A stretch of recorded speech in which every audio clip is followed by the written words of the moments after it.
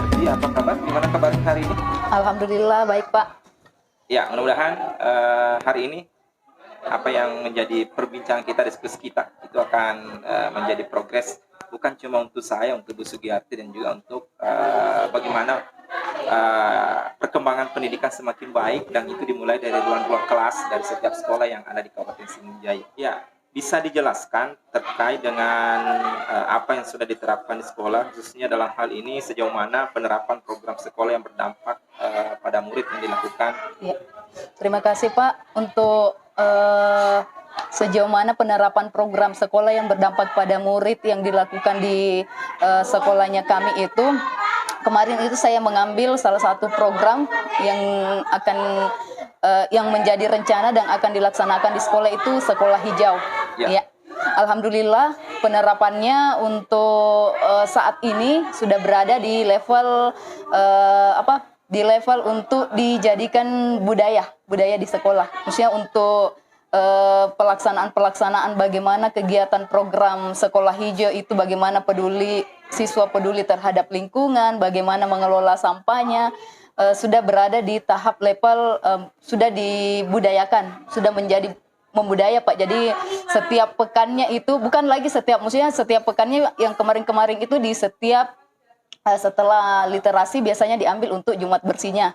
Tapi ini mulai dibudayakan setiap hari, yang jelasnya setiap hari untuk bagaimana siswa peduli terhadap lingkungannya. Dan alhamdulillah juga program ini berjalan juga karena semua warga sekolah itu mendukung. Oke, ini yang sangat penting sebenarnya adalah kita melakukan menerapkan modul-modul ini secara jelas atau realitasnya di lapangan, dan ketika mendapat dukungan dari teman-teman guru di sekolah, itu adalah suatu langkah yang sangat positif sekali. Nah, ini yang kedua, dukungan yang diberikan teman-teman sejauh di sekolah dari apa yang kita lakukan ini, bagaimana dampaknya dengan murid? Apakah hanya pada saat ini atau ada progres ke depannya? Seperti yang dipaparkan tadi bahwa ini adalah sudah menjadi budaya. Bagaimana caranya supaya ini betul-betul berlanjut terus, bukan cuma pada hari ini? Iya, betul. Jadi untuk untuk harapan progresnya ke depan untuk budaya sekolah hijau ini, apalagi kemarin itu waktu dari provinsi ada surat edaran yang dari Bapak Gubernur itu Pak, yang melakukan program sekolah hijau. Jadi kemarin itu pada saat Bapak Kepala Sekolah memperlihatkan isi surat itu kepada teman-teman, ya mereka langsung, ternyata program yang kemarin yang kita rencanakan, maksudnya kita sudah jalankan, baru pihak pemerintah menggaungkan seperti itu. Jadi alhamdulillah saya timpali kemarin itu teman-teman, bahwa alhamdulillah ini kita, karena apa yang kita sudah lakukan di sekolah pada akhirnya menjadi program yang berlaku umum, karena pemerintah yang menginstruksikannya untuk dilakukan di sekolah-sekolah. Jadi alhamdulillah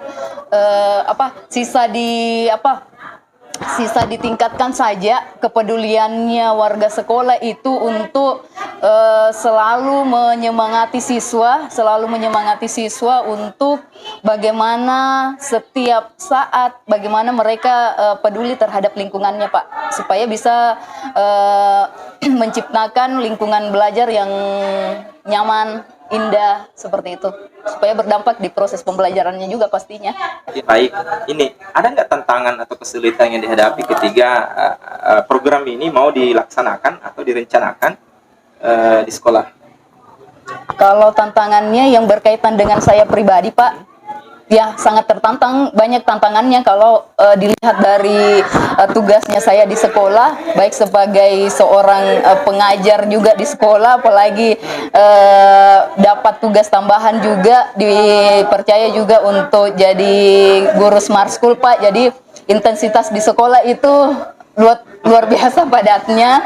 Di samping juga dapat tugas tambahan sebagai bendahara, jadi betul-betul intensitas untuk ada di sekolah itu harus betul-betul saya semangati untuk bagaimana memanajemen waktu dengan baik, mengatur waktu dengan baik, mengatur tugas, membagikan tugas. Kalau misalnya ada tugas yang saya delegasikan untuk ke teman-teman, maksudnya bisa minta tolong untuk ke teman-teman untuk dibantukan, saya bagi dengan teman-teman untuk memudahkan saya dalam ini, Pak. Jadi tantangan yang lainnya juga yang dari luar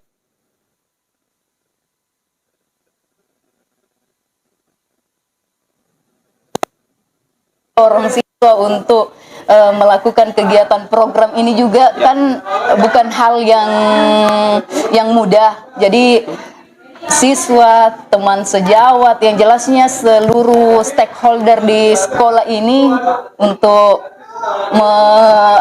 merangkul mereka untuk melaksanakan program ini dengan baik itu bukan hal yang mudah. Jadi perlu semangat, Pak, untuk Ya. ini semua. Ya, nah ini yang saya mau tanyakan ini adalah bagaimana proses pelaksanaan aksi nyata untuk modul 3.1 dan 3.2 di sekolah Ibu Sugiarto? Ya, alhamdulillah untuk proses pelaksanaan aksi nyata untuk modul 31 yang berkaitan dengan pengambilan keputusan sebagai pemimpin pembelajaran dan modul 32 pemimpin dalam pengelolaan sumber daya ini alhamdulillah sudah berjalan, Pak. Jadi untuk modul 31 ini untuk pengambilan keputusan sebagai pemimpin pembelajaran, alhamdulillah saya sudah melakukan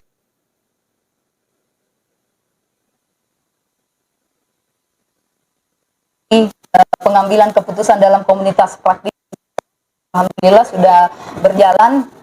Saya juga sudah menyampaikan ke teman-teman bagaimana 3 prinsip pengambilan keputusan itu, mulai dari berpikir berbasis hasil belajarnya, berpikir berbasis peraturan, berpikir berbasis rasa peduli. Itu sudah saya sampaikan ke teman-teman.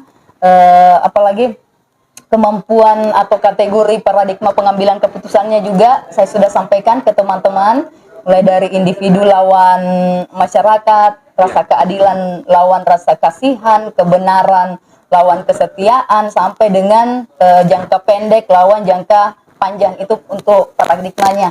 Terus untuk 9 langkah pengambilan keputusan juga, mulai dari mengenai nilai-nilai yang saling bertentangan, menentukan siapa yang terlibat, bagaimana cara mengumpulkan data dari fakta-fakta yang relevan, pengujian benar atau salahnya, mulai dari uji legalnya, regulasinya, profesionalisnya, ke teman-teman bahwa untuk melakukan semua ini, pengambilan keputusan itu dalam memutuskan sebuah masalah atau dilema itu membutuhkan proses yang sangat panjang. Jadi bukan sekali duduk langsung selesai, tapi prosesnya panjang, butuh banyak pertimbangan dan butuh kerjasama yang dengan banyak pihak agar keputusan yang diambil itu merupakan keputusan yang tepat dan tidak ada yang dirugikan untuk semua sekolah, itu Pak. Jadi saya berharap kepada teman-teman dan saya sendiri agar bisa menerapkan mulai dari 3 prinsip pengambilannya tadi, kategori paradigmanya sampai dengan langkah pengambilan keputusan agar dalam pengambilan keputusan itu tidak terjadi kesalahpahaman antar pihak dalam menyelesaikan setiap permasalahan di sekolah, Pak. Ya.